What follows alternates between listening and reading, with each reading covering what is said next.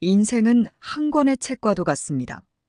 각 장마다 새로운 이야기가 펼쳐지고 마지막 장에 이르렀을 때 우리는 지나온 페이지들을 되돌아보며 깊은 감회에 젖게 됩니다. 나이가 들어 노후를 맞이하는 시기는 이 책의 마지막 장에 해당할 수 있습니다.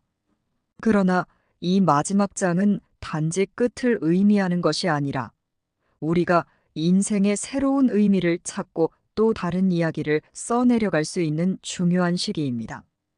이번 글에서는 노후에 우리가 반드시 받아들여야 할 4가지 중요한 인생의 주제에 대해 깊이 있게 탐구해 보겠습니다. 구독과 좋아요는 영상 만드는데 큰 힘이 됩니다. 영상 밑에 구독과 좋아요 꼭 한 번씩 눌러주시고 끝까지 시청해 주시면 감사하겠습니다. 첫 번째 변화의 자연스러움을 받아들이기. 시간은 아무도 기다려주지 않는다. 이 말처럼 시간은 우리를 결코 기다려주지 않습니다. 나이가 들면서 우리는 피할 수 없는 신체적, 정신적 변화를 경험하게 됩니다. 이러한 변화는 받아들이기 어려울 수 있지만 이를 수용하고 자연스럽게 적응하는 것은 노후를 평화롭게 맞이하는 데 있어서 매우 중요한 요소입니다. 신체적 쇠퇴와 그 수용 과정. 자연은 끊임없이 변합니다. 봄에 피어난 꽃은 여름의 더위 속에서 절정에 달하고 가을이 되면 서서히 지며 겨울의 추위 속에서 잠시 쉬어갑니다. 우리의 인생 또한 이와 다르지 않습니다.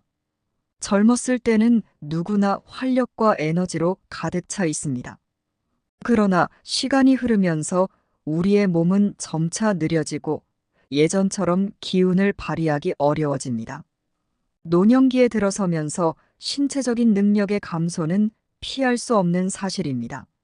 눈이 흐릿해지고 무릎이 아프며 기억력은 예전 같지 않습니다. 이 모든 것은 자연스러운 과정이며 이를 받아들이는 것은 삶의 또 다른 지혜를 얻는 과정입니다. 신체적 쇠퇴를 부정하거나 거부하는 대신 우리는 이를 자연스럽게 받아들이고 그에 맞는 새로운 삶의 방식을 찾아야 합니다. 예를 들어 사례를 보겠습니다. 박 씨는 70대 중반의 남성으로 평생 동안 건강에 자신이 있었습니다.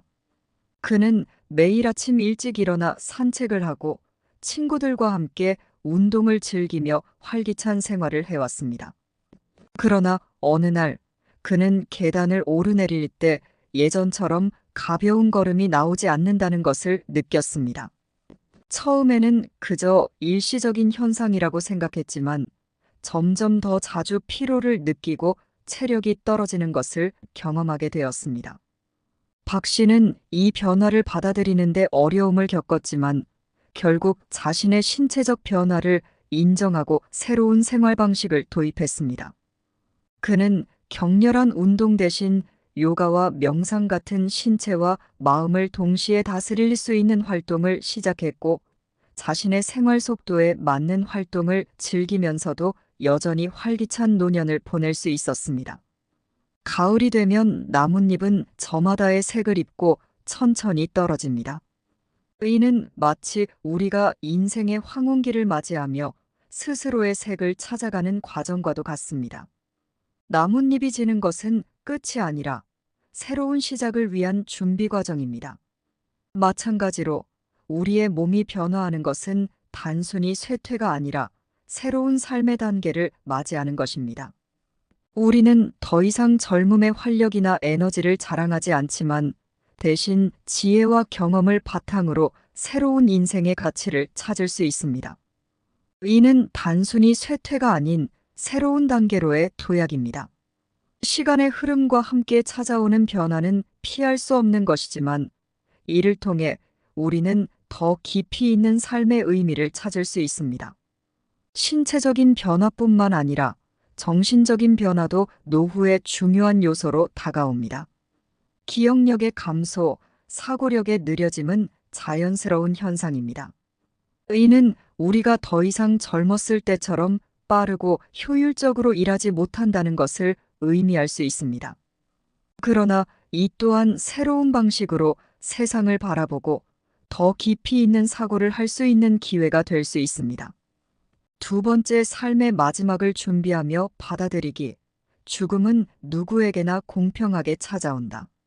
죽음은 모든 생명체가 맞이해야 하는 마지막 과정입니다.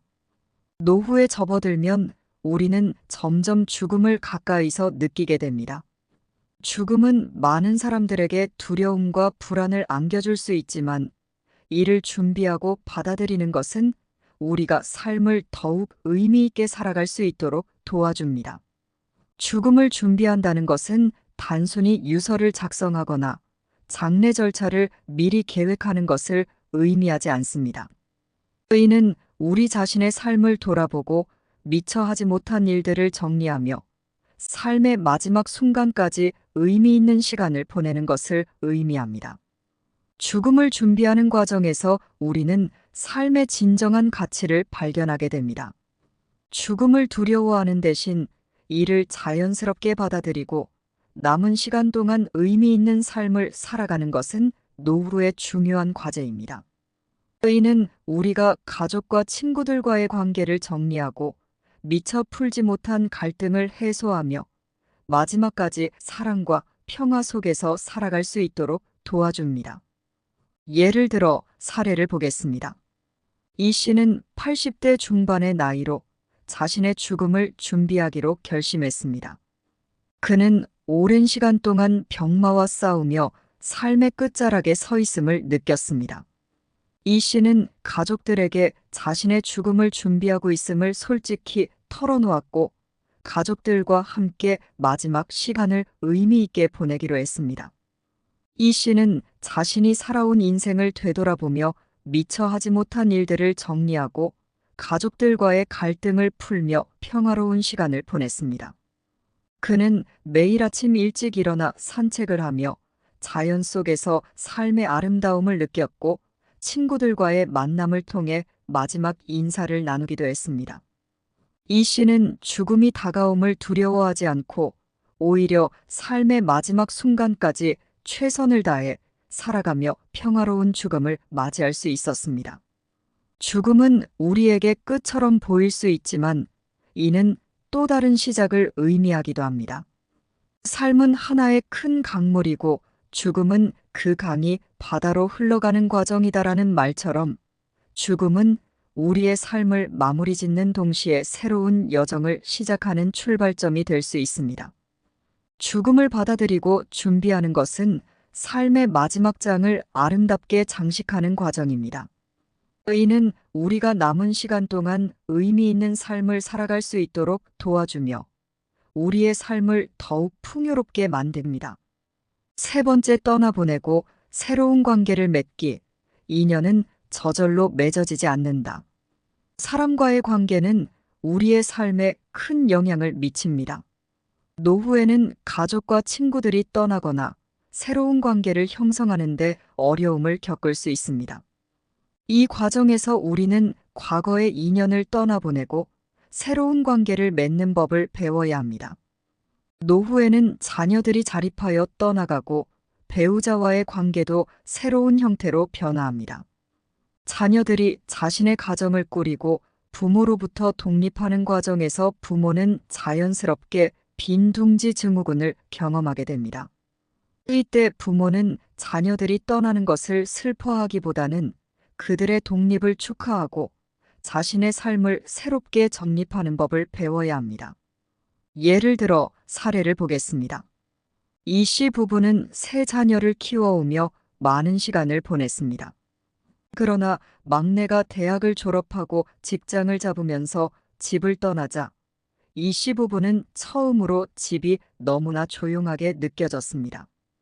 그들은 자녀들이 떠나간 후의 허전함을 극복하기 어려웠고 빈둥지 증후군에 빠져들었습니다. 하지만 이 씨 부부는 곧 자신들의 삶을 새롭게 정립하기로 결심했습니다. 그들은 함께 여행을 다니고 새로운 취미를 찾으며 그들만의 시간을 의미 있게 보내기 시작했습니다. 자녀들이 떠난 후에도 이 씨 부부는 서로의 삶을 풍요롭게 만들며 새로운 관계의 형태를 구축할 수 있었습니다. 노후에는 친구들과의 관계가 자연스럽게 변하게 됩니다. 친구들이 멀리 이사 가거나 건강 문제로 자주 만나지 못하게 되면서 우리는 새로운 사람들과의 관계를 맺는 것이 중요해집니다. 동호회나 취미 모임, 봉사활동 등을 통해 우리는 새로운 관계를 형성하고 삶의 활력을 되찾을 수 있습니다. 예를 들어 사례를 보겠습니다. 김 씨는 60대 중반의 여성으로 남편과 자녀들이 모두 독립한 후 혼자 남게 되었습니다. 처음에는 빈집이 너무나도 허전하게 느껴졌고 친구들도 하나둘씩 멀어지면서 김 씨는 깊은 외로움에 빠지게 되었습니다. 하지만 김 씨는 스스로를 고립시키기보다는 새로운 사람들과의 관계를 맺기 위해 동네의 독서 모임에 가입했습니다. 그곳에서 김 씨는 다양한 연령대의 사람들을 만나게 되었고 그들과의 대화 속에서 새로운 배움을 얻고 삶의 활력을 되찾았습니다. 김 씨는 과거의 인연을 떠나보내는 대신 새로운 사람들과의 교류에서 삶의 즐거움을 찾았습니다. 이는 그에게 새로운 의미와 기쁨을 가져다 주었고 노후의 외로움을 극복하는 데 큰 도움이 되었습니다. 인연은 바람처럼 불쑥 다가오기도 하고 물처럼 조용히 흘러 떠나가기도 합니다.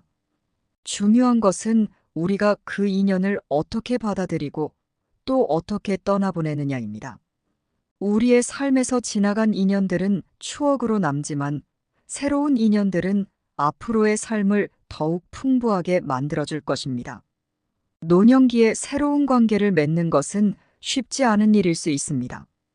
그러나 우리가 먼저 마음을 열고 손을 내밀 때 새로운 인연은 불쑥 다가올 수 있습니다.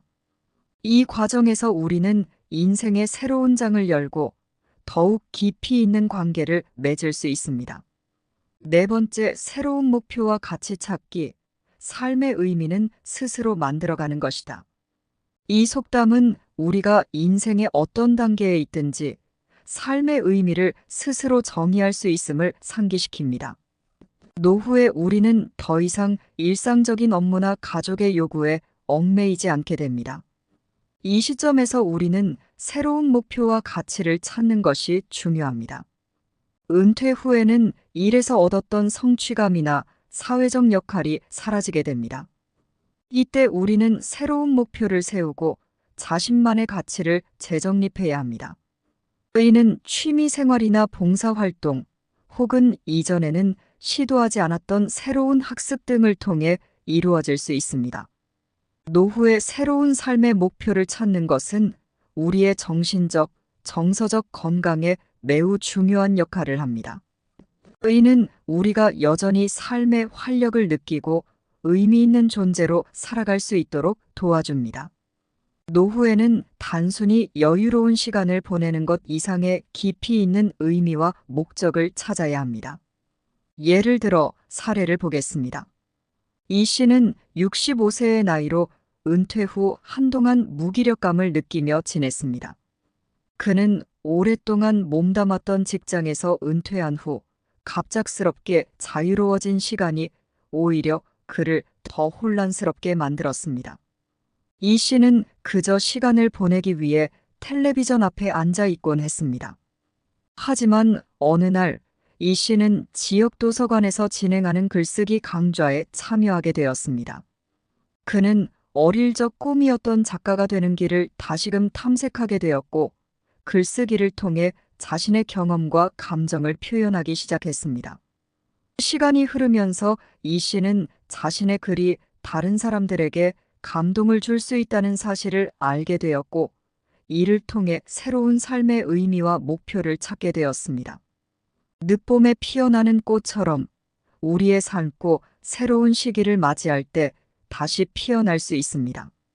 중요한 것은 우리가 스스로의 삶에서 어떤 의미를 찾고 그것을 향해 나아가는 것입니다. 노후에 찾아오는 변화들은 피할 수 없는 것들이지만 그 속에서 우리는 새로운 시작을 찾을 수 있습니다. 삶의 의미를 재정립하고 새로운 가치를 발견하는 과정은 우리에게 인생의 또 다른 풍요로움을 안겨줄 것입니다. 마지막으로 끝은 또 다른 시작이다. 이 말처럼 노후는 인생의 끝이 아니라 새로운 시작을 의미할 수 있습니다. 우리의 몸과 마음이 변하고 관계가 변화하고 삶의 의미가 재정립되며 죽음을 준비하는 과정 속에서 우리는 또 다른 인생의 장을 열게 됩니다. 중요한 것은 변화에 적응하고 그 속에서 새로운 가능성을 찾는 것입니다. 이 글이 여러분에게 새로운 시각을 제공하고 노후를 맞이하는 데 있어 긍정적인 에너지를 불어넣기를 바랍니다. 지금 이 순간 인생의 다음 장을 어떻게 써나갈지 생각해보는 시간을 가져보세요. 노후의 시간이 우리에게 어떤 도전을 가져다 줄지 모르지만 그 도전 속에서 새로운 의미를 발견하고 삶을 더 풍요롭게 만들 수 있기를 바랍니다. 감사합니다.